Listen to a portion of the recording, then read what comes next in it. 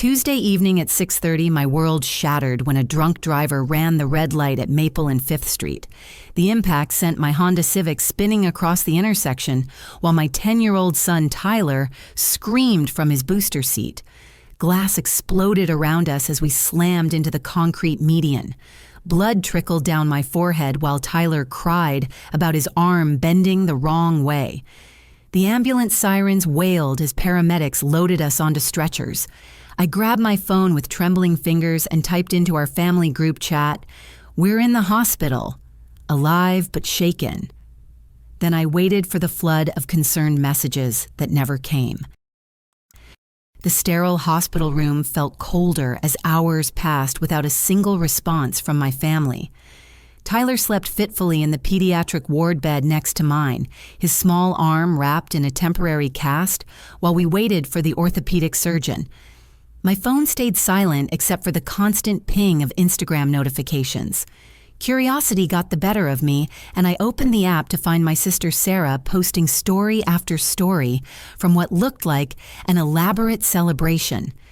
The first photo showed my mother Linda beaming at a beautifully decorated brunch table at Meridian Restaurant downtown. Golden balloons spelled out "Sweet 16" above a tower of pink macarons. My niece Amanda wore a flowing sundress surrounded by gift boxes wrapped in silver paper. The timestamp showed 2 hours after my hospital message. I scrolled through more posts, each one feeling like a knife twist. My brother Jake had shared a video of Amanda blowing out candles on a 3-tier chocolate cake. The caption read, "Nothing beats family gatherings that actually matter." Sarah appeared in the background of every shot, glowing with an unmistakable pregnancy glow I somehow missed during recent family dinners. Then came the announcement that stopped my heart. Sarah's latest post featured her holding a tiny ultrasound photo, while Amanda held a big cousin t-shirt. The caption read, "Surprise, we couldn't keep this secret any longer. Baby Harrison arriving this spring." The comments flooded with congratulations from aunts, uncles, and family friends. My mother had written, "This is the best birthday gift Amanda could have asked for." The realization hit me like a second car crash. This wasn't just Amanda's birthday brunch. This was a planned family gathering where Sarah announced her pregnancy, using my 16-year-old niece's special day as her backdrop. And they had deliberately scheduled it knowing I couldn't attend because they never intended to invite me. I called the nurse station. "Has anyone come asking about Bonnie and Tyler Morrison?" The charge nurse checked her log and shook her head sympathetically. "No visitors registered for your room, honey. Are they coming from out of town?" I lied smoothly, my throat tight with unshed tears. "Yes, they're traveling. Long drive." But my mind raced through recent memories, searching for clues I had missed. The hushed conversations that stopped when I entered rooms. Sarah's mysterious doctor appointments she claimed were for routine checkups. Jake's casual questions about my weekend plans. My mother's sudden interest in Amanda's birthday party logistics, which she claimed were too complicated to explain. Tyler stirred awake and immediately looked toward the door with hopeful eyes. Did Grandma Linda come yet? Or Uncle Jake? His voice carried the innocent expectation that family shows up when family hurts. I smoothed his hair away from the bandage on his forehead. "Not yet, sweetheart. They're busy with Amanda's birthday celebration." The words tasted bitter in my mouth. "Oh," his face fell slightly. "Will they come tomorrow?" I couldn't answer honestly without breaking his heart, so I kissed his cheek and whispered, "Let's focus on getting you better first." But inside my world had shifted permanently. Every family holiday, every casual dinner invitation, every group text I thought included me out of love now looked different through this lens of calculated exclusion. They had been tolerating me, not treasuring me. And when crisis struck and I needed them most, they chose celebration over compassion, selfies over support. My phone buzzed with another Instagram notification. Sarah had posted a group photo of everyone raising champagne glasses in a toast. The location tag read, "Celebrating New Beginnings." Not one person in that photo had bothered to check if Tyler and I were still breathing. Dawn broke gray and unwelcoming through the hospital room windows. Tyler had slept poorly, waking every few hours to ask about his arm pain. The nurses assured us the orthopedic surgeon would examine him first thing, but something felt wrong. Tyler looked pale, almost translucent against the white pillows. Dr. Patterson, a kind woman in her 50s with silver-streaked hair, arrived at 7:15 for morning rounds. She examined Tyler's cast and checked his reflexes with practiced efficiency. "How's your tummy feeling, Tyler?" "Kinda weird," Tyler admitted, pressing his hand against his side, "like when you drink soda too fast but different." Dr. Patterson's expression shifted subtly, the kind of change that sends ice through a mother's veins. She palpated Tyler's abdomen gently, and I watched her frown deepen. "I want to run some additional tests, blood work and imaging." "What kind of imaging?" I asked, trying to keep my voice level for Tyler's sake. "CT scan. Sometimes internal injuries don't present immediately after trauma. It's precautionary." But her tone suggested otherwise. Within 30 minutes, Tyler was wheeled away for scans, while I paced the empty room checking my phone compulsively. Still nothing from my family. Jake had posted a new photo from what looked like their continuation of yesterday's celebration at the family lake house in Branson. Everyone was gathered on the deck, drinks in hand, sunset painting the sky behind them. The lake house, of course. This wasn't just a birthday brunch that evolved into something bigger. This was a planned family weekend that I was systematically excluded from. The lake house that belonged to all of us, inherited from my father, but somehow I never received invitations to family gatherings there anymore. Dr. Patterson returned with Tyler an hour later, but her expression had hardened into something that made my chest tighten. "Mrs. Morrison, I need to speak with you privately." We stepped into the hallway while Tyler dozed exhausted from the scan. Dr. Patterson pulled up images on her tablet, pointing to shadows that meant nothing to me, but clearly meant everything to her. "Tyler has internal bleeding. His spleen was damaged in the accident, and it's gotten worse overnight. We need to operate immediately." The words hit me like physical blows. Surgery. How serious is this? Very. Splenic rupture can be life-threatening if we don't address it quickly. Dr. Rodriguez is our best pediatric surgeon, and he's already scrubbing in, but I need you to sign consent forms. My hands shook as I filled out paperwork that determined my son's life. Emergency contact information, insurance details, next of kin to notify. The blank lines stared at me mockingly because the people who should be here were 60 miles away at a lake house, probably planning their next Instagram post. I tried calling Linda directly this time instead of the group chat, straight to voicemail. "Hi, you've reached Linda Morrison. I'm probably busy with family, so leave a message and I'll get back to you when I can." The irony of that greeting felt like a slap. Jake's phone rang 4 times before going to voicemail. Sarah's phone was turned off completely. Tyler was wheeled into surgery at 11:45, while I sat alone in a waiting room filled with other families supporting each other through medical crises. A grandmother held her daughter's hand while waiting for news about her grandson's appendix surgery. A father paced near the windows, surrounded by siblings and cousins, waiting for word about their family member's emergency procedure. I opened Instagram again, hating myself for the compulsion but unable to stop. New posts from the lake house showed breakfast on the deck, pancakes and fresh fruit arranged on the outdoor dining table. Sarah's caption read, "Nothing beats family time away from the chaos of regular life." Jake had shared a story of Amanda wakeboarding behind their boat. My mother posted a photo of the sunset with the caption, "Grateful for these moments of peace with my loved ones." Peace, while my son fought for his life in an operating room 30 miles away. The surgery took 4 hours. Dr. Rodriguez emerged looking tired but relieved. "Tyler did beautifully. We repaired the tear in his spleen and stopped the bleeding. He'll need to stay hospitalized for at least a week for monitoring, but he should make a full recovery." I collapsed into tears of relief and exhaustion.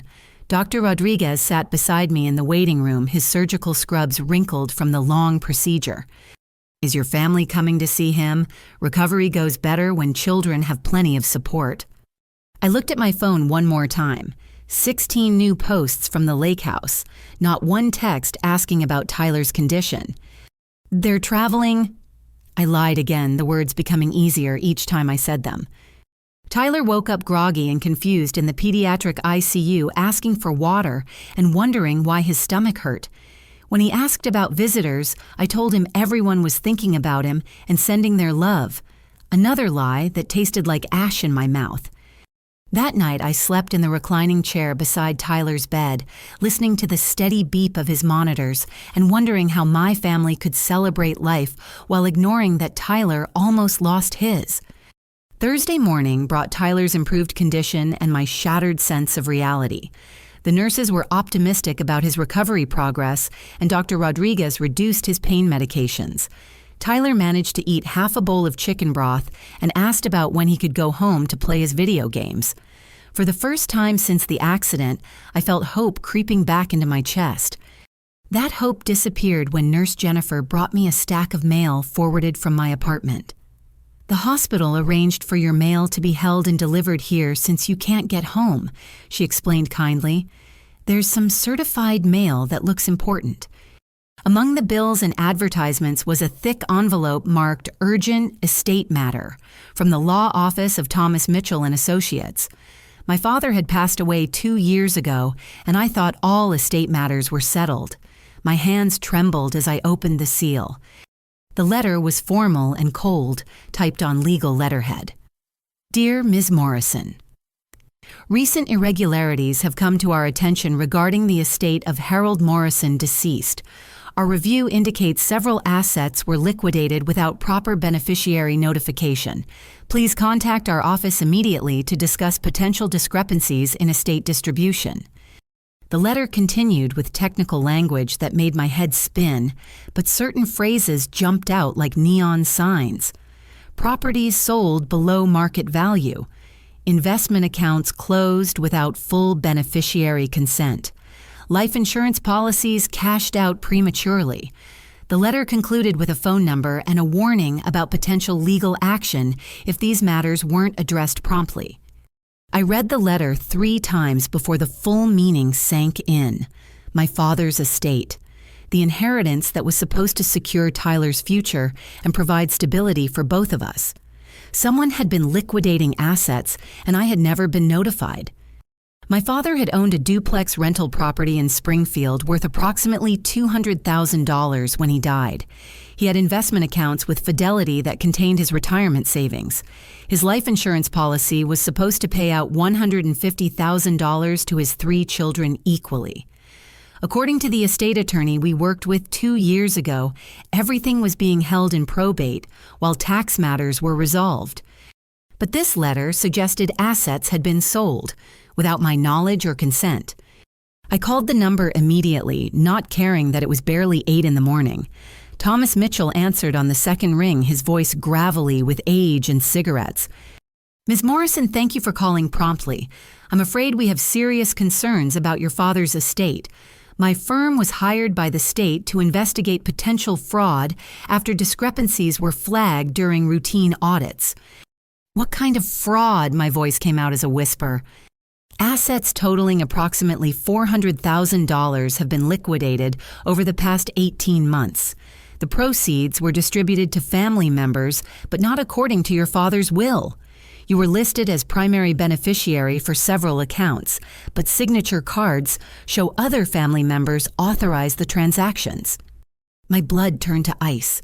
Other family members: your mother, Linda Morrison, your brother, Jacob Morrison, and your sister, Sarah Morrison. They provided documentation claiming you had verbally relinquished your inheritance rights due to financial irresponsibility. The waiting room spun around me. Financial irresponsibility. I had never been irresponsible with money. I had never said anything about giving up my inheritance.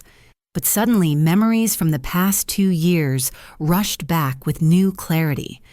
Linda asking casual questions about my spending habits after I bought Tyler new school clothes. Jake making comments about people who live beyond their means. Sarah suggesting I might be better off without the stress of managing inherited property. Conversations I had dismissed as family concern now revealed themselves as something much more sinister. They had painted a picture of me as financially unstable to justify stealing my inheritance.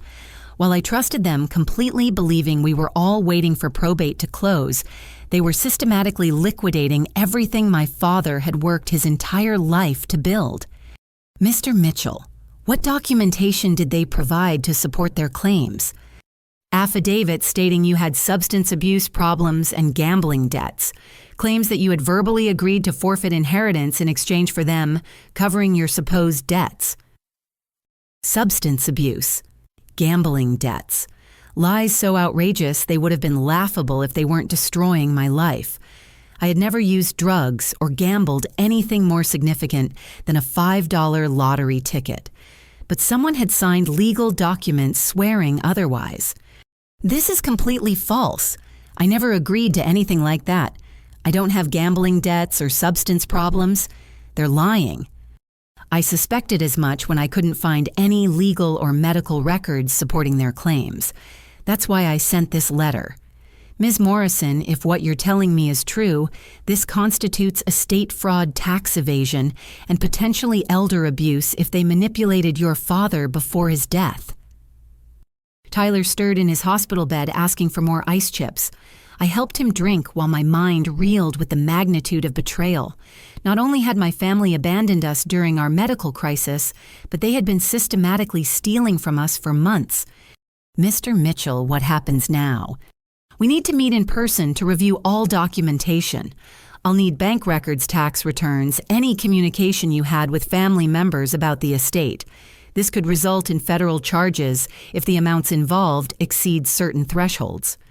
Federal charges. My mother, brother, and sister could face federal prosecution for what they had done. The same people who were currently posting happy family photos from their lake house vacation, funded by money stolen from Tyler's future. After I hung up, I sat staring at Tyler's peaceful face as he slept. The medical bills from his surgery were already mounting. I had assumed my father's inheritance would help cover unexpected expenses like this. Instead, the money that should have protected us was probably paying for the very lake house weekend my family was enjoying while we suffered. I opened my laptop and began checking bank accounts, investment statements, and insurance documents. Every review confirmed Mitchell's letter. Assets liquidated, accounts closed, policies cashed. And I had been kept completely in the dark while my family systematically dismantled my father's legacy. The cruelest irony was that they were using his own property to celebrate their theft. The lake house where they were posting their happy family photos belonged to all of us equally. But somehow, I was never invited to enjoy what was rightfully mine, while they lived it up on money stolen from my son's future. Friday morning brought chaos that started before Tyler even finished his breakfast. My phone began ringing at 7:23, displaying Linda's contact photo with an urgency I hadn't heard from her since my father's funeral. The phone rang 4 times before falling silent, then immediately started again. Tyler looked up from his scrambled eggs with concern. "Why is Grandma calling so early?" I silenced the phone and focused on helping him eat. "Grown-up stuff, sweetheart. Nothing for you to worry about." But the calls kept coming. Linda, Jake, Sarah. Linda again. Jake twice in a row. Sarah. The pattern repeated relentlessly until my phone showed 22 missed calls in 3 hours. Text messages started flooding in between the calls. Linda, Bonnie, pick up your phone right now.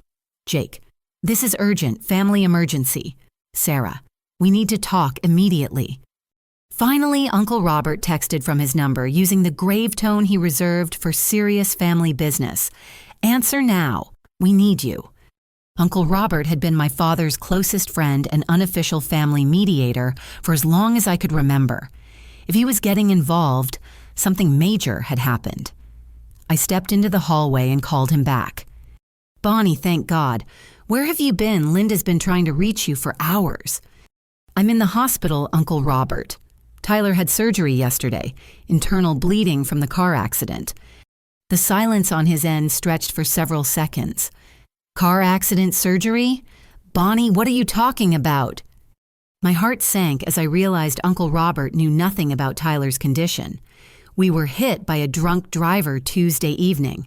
Tyler had emergency spleen surgery. We've been here for 3 days. Jesus Christ, is he okay? Are you okay? Why didn't anyone tell me? I sent messages to the family group chat. I assumed they would update everyone else. Uncle Robert's voice turned cold and hard. Bonnie, I'm looking at Linda right now. She's been having a complete meltdown about some IRS situation, but she never mentioned you and Tyler being in an accident. IRS situation. The pieces began clicking into place with sickening clarity. Uncle Robert, what kind of IRS situation? Some kind of audit or investigation. Letters started arriving at everyone's houses yesterday morning. Linda called an emergency family meeting at the lake house saying they needed to get their stories straight about your dad's estate. That's why she's been calling you nonstop. The estate. The $400,000 they had stolen. The IRS had caught them. I heard voices in the background before Uncle Robert continued. Bonnie Linda wants to talk to you right now. She says it's urgent. Put her on. Linda's voice came through the phone tight with barely controlled panic. Bonnie, where the hell have you been? We've been trying to reach you all morning. I told Uncle Robert, Tyler and I have been in the hospital since Tuesday. He had emergency surgery. Surgery. Linda's tone shifted slightly, but not toward concern. Instead, she sounded annoyed as if Tyler's medical crisis was an inconvenience. Well, that's unfortunate timing because we have a serious family situation that needs immediate attention. Unfortunate timing. My 10-year-old son nearly dying was unfortunate timing. What kind of situation, Mom? The IRS is investigating your father's estate. They're claiming there were irregularities in how assets were distributed. We need you to sign some documents explaining that you voluntarily gave up your inheritance rights. The audacity was breathtaking. After ignoring my emergency messages for 3 days, she was demanding I help them cover up their theft of my inheritance. I never gave up my inheritance rights, Mom. I never agreed to anything like that. Jake's voice joined the call. Bonnie, don't be difficult about this. We used your portion of the inheritance for family investments that benefit everyone. The lake house renovations, Sarah's house, down payment, Mom's new car. It's not like the money disappeared. Family investments. They had stolen my inheritance and spent it on themselves, then convinced themselves it was somehow for everyone's benefit. Those weren't family investments, Jake. Those were purchases you made with my money without my knowledge or consent. Sarah's voice chimed in, high-pitched with stress. Bonnie, you have to understand. I'm pregnant and this stress isn't good for the baby. We were planning to tell you about the money eventually, but then this IRS thing happened, and now we need to present a unified family front. Eventually. They were planning to tell me about stealing my inheritance eventually. Sarah, I've been trying to reach all of you since Tuesday about Tyler's medical emergency.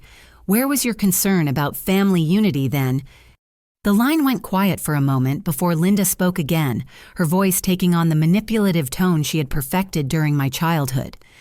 Bonnie, honey, we know you're upset about Tyler, but this is bigger than one family emergency. If the IRS prosecutes this case, we could all face federal charges. Your brother could lose his business. Your sister could lose her house. Your mother could go to prison. Is that really what you want over some inheritance money? Some inheritance money. $400,000 that was meant to secure Tyler's future was just some inheritance money to them. You stole from me and Tyler. You've been lying to me for 2 years, and when we needed you most, you were taking selfies at birthday brunches. Jake's voice turned ugly and threatening. Bonnie, you need to think very carefully about what you're saying here. We're family. Family protects family. If you don't help us with this IRS situation, there could be consequences. Consequences. My brother was threatening me while my son recovered from emergency surgery that none of them even knew about until 5 minutes ago. What kind of consequences, Jake? The kind where Tyler doesn't get invited to family gatherings anymore, where you find yourself completely cut off from everyone who's supposed to matter, where you discover what being truly alone feels like. The threat was explicit and cruel. Help them cover up their theft or lose what little family connection remained. Except I was beginning to understand that those family connections were illusions anyway. Real family doesn't steal from each other. Real family shows up at hospitals. Real family doesn't threaten children as leverage. I need time to think about this, I said finally. Linda's voice sharpened. There isn't time to think, Bonnie. We need those documents signed and notarized by Monday morning, or the IRS investigation moves to the next level. I hung up without saying goodbye and walked back into Tyler's room. He was awake playing a game on the tablet the nurses had brought him. When he looked up and smiled, my heart broke all over again. These people had threatened my son. They had stolen his future, and they expected me to help them get away with it. My phone immediately started ringing again. Linda's contact photo filled the screen, but this time I turned the phone off completely. Saturday morning brought Thomas Mitchell to the hospital in person, carrying a worn leather briefcase and wearing the kind of serious expression that meant life was about to change dramatically. Tyler was napping after physical therapy, and I met Mitchell in the hospital conference room that social workers used for difficult family conversations. Mitchell looked exactly like I expected from his gravelly phone voice, 70s, silver hair, tired eyes that had seen too many family betrayals over decades of estate law. He opened his briefcase and withdrew a manila folder thick with documents. Ms. Morrison, I've been practicing estate law for 42 years, and I've never seen a case quite like this one. Your family was remarkably thorough in their fraud, but they made one critical mistake. He placed a small silver key on the table between us. Your father had a safety deposit box at First National Bank that only you have access to. He opened it 6 months before his death and never told anyone else about its existence.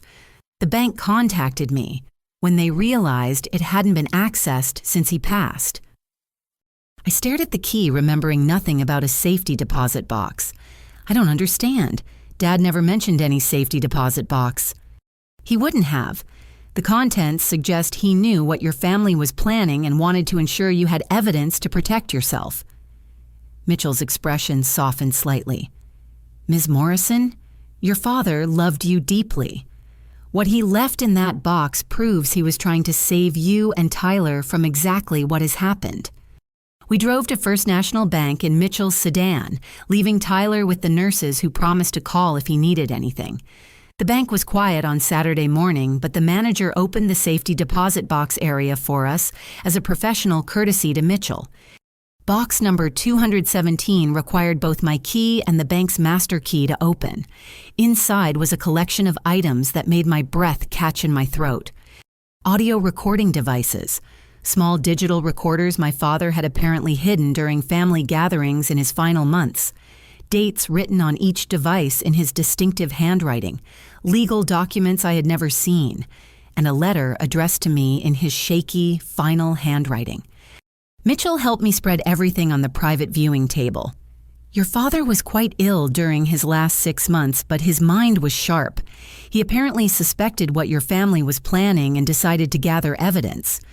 I picked up the letter first, my hands trembling as I unfolded pages written on his personal stationery. My dearest Bonnie, it began. If you are reading this, then the worst of my fears about your mother, brother, and sister have come true.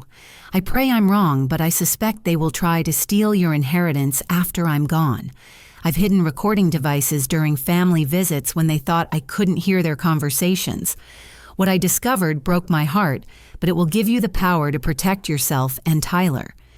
The letter continued with details about secret meetings Linda, Jake, and Sarah had at his house while he pretended to nap, conversations about how to manipulate estate distribution, plans to claim I was financially irresponsible, discussions about forging documents and bribing officials if necessary. I've also established a separate trust fund for Tyler that they don't know about, $500,000 for his education and medical needs held by a bank in Kansas City. The account information is included with these documents. They can steal from the main estate, but they cannot touch Tyler's future. $500,000, hidden from my family's greedy hands. Mitchell plugged the first recording device into a small speaker he had brought. My father's weak voice filled the room, followed by Linda, Jake, and Sarah's voices discussing their plans in clinical detail. The key is making Bonnie look unstable. Sarah's voice said clearly. "If we can document substance abuse or gambling problems, we can petition for legal guardianship of her inheritance portion." Jake's voice joined the conversation. "I know people who can backdate receipts from casinos and bars, make it look like she has serious addiction issues." Linda's voice was the coldest. "Bonnie's always been too trusting. She'll believe whatever story we tell her about probate delays while we liquidate everything." I listened to 20 minutes of my family systematically planning my financial destruction while my father lay dying in his bedroom. They discussed bribing appraisers to undervalue properties. They talked about moving money through multiple accounts to hide the paper trail. They planned to gaslight me into believing I had agreed to forfeit my inheritance. The second recording was even worse. It captured Linda discussing Tyler specifically. "If Bonnie gets difficult about the money situation, we can use Tyler as leverage. Threaten to cut her off from family gatherings, make the kid feel rejected and unwanted. She'll do anything to protect him from feeling abandoned." They had planned to emotionally abuse my son as a manipulation tactic. The same people who were currently ignoring his medical crisis had been plotting to use his love for them as a weapon against both of us. Mitchell played 5 different recordings each, more damning than the last. My family's voices discussed estate fraud tax, evasion document forgery, and emotional manipulation with the casual tone people use to plan dinner menus. The final recording was just my father's voice speaking directly into the device. "Bonnie, if you're hearing this, I'm sorry I didn't protect you better while I was alive. I was too sick and weak to fight them directly, but I hope this evidence gives you the strength to fight them now. They don't deserve to be called family. Real family loves unconditionally and protects each other fiercely. Find people who treat you and Tyler with genuine love and never look back." I was crying by the time the recordings ended. Not just from grief over losing my father again, but from the profound relief of knowing he had seen through their lies and protected us even from beyond the grave. Mitchell gathered the documents and handed me copies of everything. "Ms. Morrison, this evidence is more than sufficient for federal prosecution. The IRS investigation that has them panicking is actually the least of their problems. Wire fraud, conspiracy, elder abuse, tax evasion, document forgery. We're looking at potential federal prison sentences for all 3 of them." "What happens next?" "That depends on what you want to happen. We can pursue full prosecution and civil recovery. We can negotiate plea agreements for partial restitution, or we can offer them one chance to make complete financial amends before we turn over evidence to federal authorities." I thought about Tyler sleeping in his hospital bed recovering from surgery while his grandmother, uncle, and aunt partied at a lake house bought with his stolen inheritance money. I thought about their threats to emotionally abuse him if I didn't cooperate with their cover-up. I want them to face consequences for what they've done, but I also want Tyler's future secured. Mitchell smiled grimly. "Ms. Morrison, by the time we're finished, Tyler's future will be more than secured. And your family will understand exactly what happens when you steal from a mother protecting her child." Monday morning arrived with the weight of justice finally within reach. Tyler had been moved from the ICU to a regular pediatric room and was making excellent recovery progress. Dr. Rodriguez cleared him for limited visitors, which made the timing perfect for what I had planned. I arranged for Linda, Jake, and Sarah to meet me in the hospital's family conference room at 2 in the afternoon. I told them I was ready to sign the documents they needed for the IRS situation. The lie tasted bitter, but it was necessary to get them all in the same room together. Mitchell arrived 30 minutes early, setting up a small recording device and arranging documents in neat stacks on the conference table. He'd brought copies of everything from my father's safety deposit box, plus additional evidence his investigation had uncovered. "Are you ready for this, Ms. Morrison? Once we play those recordings, there's no going back." I thought about Tyler asking why nobody had visited him in the hospital. I thought about my family posting happy vacation photos while he fought for his life. I thought about their threats to emotionally abuse him if I didn't help cover up their theft. I'm ready. Linda arrived first wearing the navy blue dress she reserved for serious occasions and carrying a leather portfolio that probably contained forged documents. She hugged me with practiced warmth, the kind of performance she had perfected over the years. "Bonnie, honey, thank you for being reasonable about this family situation. We knew you'd do the right thing once you understood how serious things are." Jake and Sarah arrived together, both looking stressed but trying to project confidence. Jake wore a business suit that probably cost more than I made in a month paid for with money stolen from my inheritance. Sarah's pregnancy was showing clearly now, and she kept one hand protectively over her belly as if I might somehow threaten her unborn child. "Where are the documents I need to sign?" I asked, taking my seat at the conference table. Linda opened her portfolio and withdrew several pages of legal text. "These affidavits explain that you voluntarily relinquished inheritance rights due to personal financial difficulties. There are also statements about your gambling problems and substance abuse issues that made you unsuitable to manage inherited assets." I scanned the documents with new understanding. Every lie was carefully crafted to destroy my reputation and justify their theft. According to these papers, I was a drug-addicted gambling addict who had begged my family to take my inheritance before I wasted it on my destructive habits. "These documents claim I have substance abuse problems." Sarah leaned forward with false sympathy. "Bonnie, we know it's difficult to admit, but we've all seen the signs.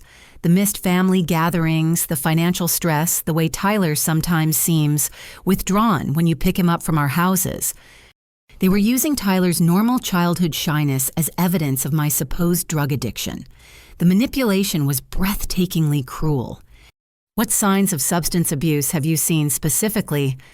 Jake and Linda exchanged glances before Jake answered. "The way you sometimes seem distracted during family dinners, leaving early from gatherings, not returning phone calls quickly. Being tired from working 2 jobs to support my son was now evidence of drug addiction in their narrative." Mitchell cleared his throat from his position at the end of the table. "Before Ms. Morrison signs anything, I think we should review some additional evidence that's come to light."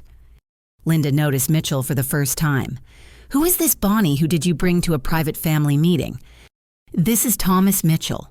He's been investigating irregularities in Dad's estate at the request of the state." The temperature in the room dropped noticeably. Sarah's hand moved protectively to her belly, while Jake's business confidence evaporated completely. Mitchell opened his briefcase and withdrew the first recording device. "I'd like everyone to listen to something your father recorded 6 months before his death." He pressed play, and Dad's weak voice filled the room, followed by Linda's voice discussing plans to claim I was financially irresponsible. The color drained from my mother's face as she heard her own words describing how to manipulate estate distribution. Sarah started crying when the recording reached the part where she suggested fabricating gambling receipts to support their fraud claims. Jake stared at the table in silence as his own voice outlined plans for bribing appraisers and hiding assets. But the most damaging moment came when Linda's voice discussed using Tyler as emotional leverage against me. "If Bonnie gets difficult about the money situation, we can use Tyler as leverage. Threaten to cut her off from family gatherings, make the kid feel rejected and unwanted." I watched my family's faces as they heard themselves planning to emotionally abuse my son. The shame and horror in their expressions almost made me feel sorry for them. Almost. Mitchell stopped the recording and looked at each of them in turn. "I have 4 more recordings of similar conversations. Your father documented months of planning and conspiracy to defraud Ms. Morrison of her rightful inheritance." Linda found her voice first, but it came out weak and shaky. Harold was sick and confused toward the end. He was imagining things, recording random conversations out of context. Mitchell smiled coldly and produced another document. "Your father also established a separate trust fund for Tyler that you didn't know about. $500,000 for his education and medical needs. Even dying, he was still protecting his grandson from your greed. $500,000 that my son would receive regardless of what they had stolen from the main estate. Dad had outsmarted them, even from his deathbed." Jake tried to bluster his way through the situation. Those recordings don't prove anything illegal. Family members discussing estate matters isn't fraud. Mitchell produced another stack of papers. Actually, the recordings combined with your forged affidavits, falsified documents claiming Ms. Morrison's consent, and the bank records showing unauthorized asset liquidation constitute multiple federal felonies. Sarah's crying intensified. "Bonnie, you can't let them prosecute us. I'm pregnant. Jake's business will be destroyed. Mom could go to prison." The same family members who had ignored my son's medical crisis were now begging for mercy from the consequences of their own criminal actions. "Sarah, where was your concern for family when Tyler was having emergency surgery and none of you bothered to call back?" The room fell silent as the weight of their abandonment during our medical crisis finally registered. They had been so focused on their legal troubles that they had forgotten their complete failure as human beings during our actual emergency. Linda tried one final manipulation. "Bonnie, we're still family. Families forgive each other and move forward together." I looked at each of them, remembering their voices on Dad's recordings, planning to destroy my reputation and emotionally abuse my child. I thought about Tyler lying alone in a hospital bed while they celebrated at parties funded by his stolen inheritance. "No," I said quietly. "Family shows up when family needs help. Family protects each other's children. Family doesn't steal from each other and then threaten to hurt a 10-year-old boy as leverage." Mitchell gathered his documents. "Ms. Morrison has decided to pursue full prosecution and civil recovery. Federal authorities will be contacted tomorrow morning. I suggest you each retain criminal defense attorneys immediately." As they filed out of the conference room, broken and facing federal charges, I felt something I hadn't experienced in years. Not satisfaction or revenge, but simple relief. The truth was finally out. Justice was coming, and Tyler and I were free to build our lives around people who actually cared about us. Tyler was awake when I returned to his room playing a card game with Nurse Jennifer. When he looked up and smiled, I realized that his recovery represented more than just healing from the accident. We were both recovering from the toxic family that had been slowly poisoning our lives for years. 6 months later, I stood in Tyler's new bedroom in our 3-bedroom house in Riverside Park, hanging superhero posters on walls that belonged to us completely. The sunlight streaming through the windows felt different than the harsh fluorescent lighting of hospital rooms or the cramped darkness of our old apartment. This was the light of freedom of justice served and of genuine new beginnings. The legal proceedings had moved swiftly once federal authorities took over the case. Linda pled guilty to conspiracy and wire fraud, receiving 18 months in federal prison and orders to pay full restitution plus punitive damages. Her lawyer had tried arguing for leniency due to her age, but the judge was unmoved by someone who would steal from their own grandchild's future. Jake's business partnership dissolved completely when his fraud convictions became public record. His construction company lost bonding licenses and major contracts, forcing him to declare bankruptcy. The house he had bought with my stolen inheritance went into foreclosure, and his wife left him taking their children to live with her parents in California.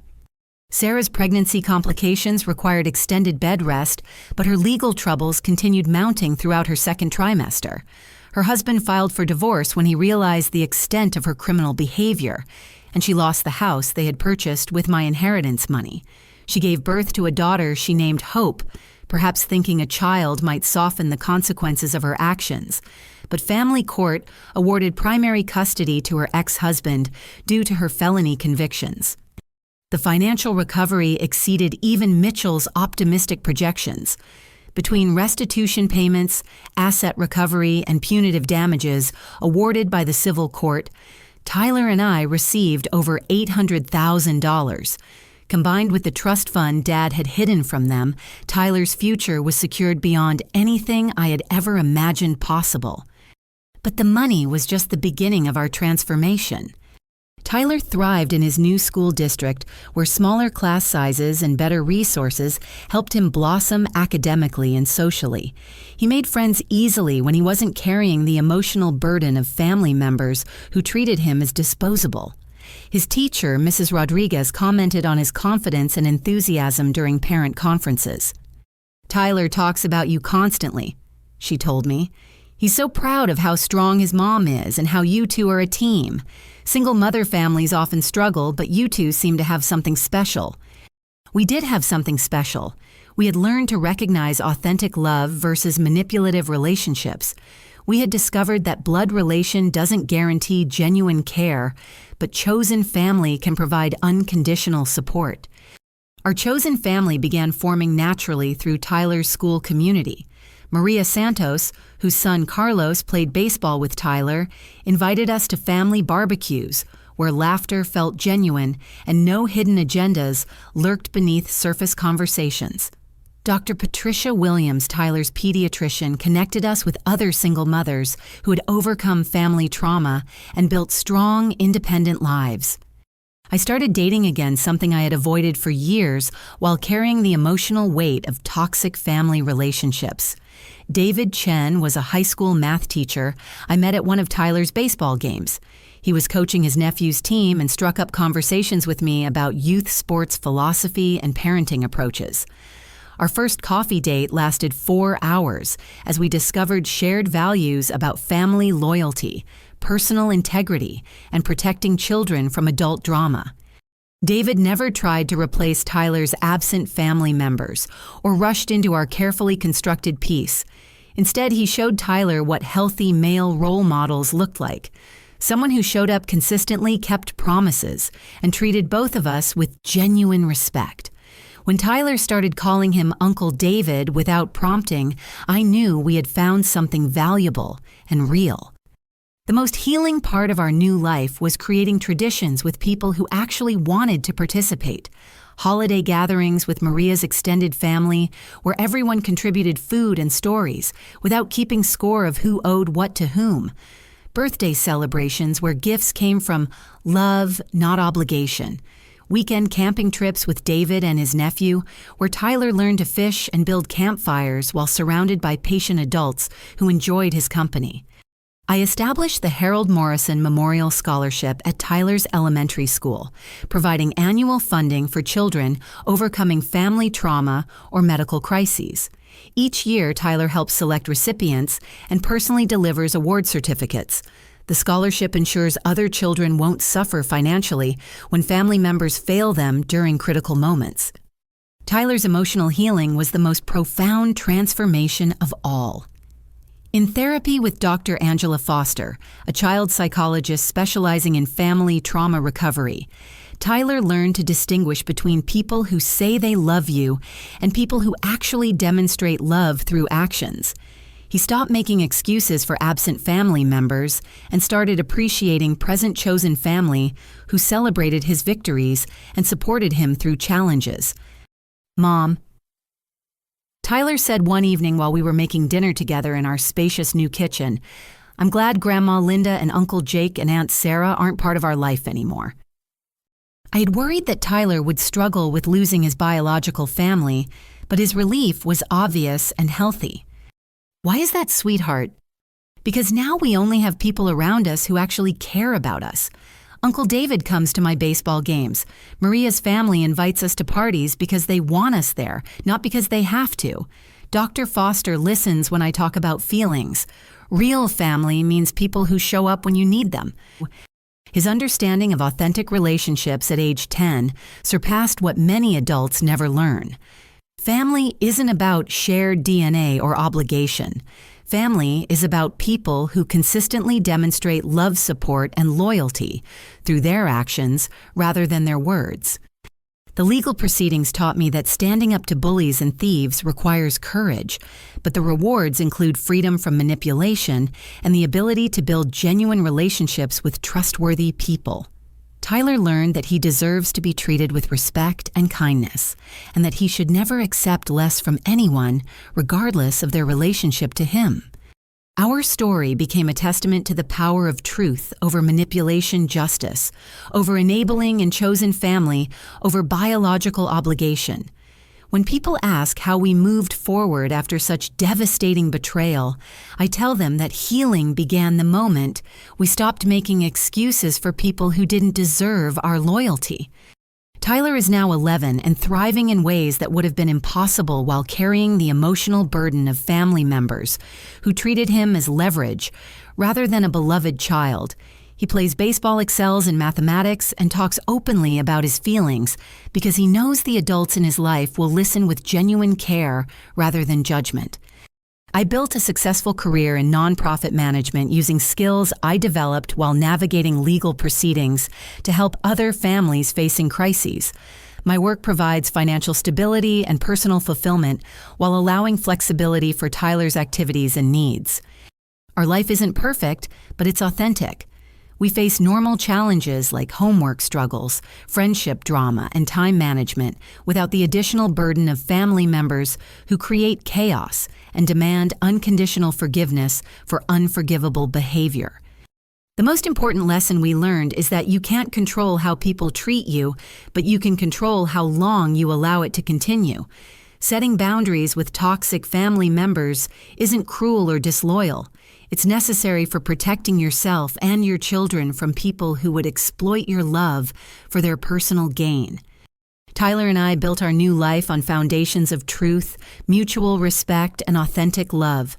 We surround ourselves with people who celebrate our successes and support us through difficulties. We create traditions based on joy rather than obligation. We make decisions based on what's healthy for us rather than what might please people who don't have our best interests at heart. Justice was served, but more importantly, we discovered what family actually means when it's based on choice rather than obligation. I want to know your thoughts about this story. Have you ever had to set boundaries with toxic family members who prioritize their own interests over your well-being? How do you distinguish between people who say they love you and people who actually demonstrate love through consistent actions? Please share your experiences in the comments below, and if this story resonated with you, please subscribe, and share it with others who might benefit from hearing about the power of choosing authentic relationships over obligatory ones. Thank you for listening to my journey, and I hope you find the courage to surround yourself with people who truly value and protect you.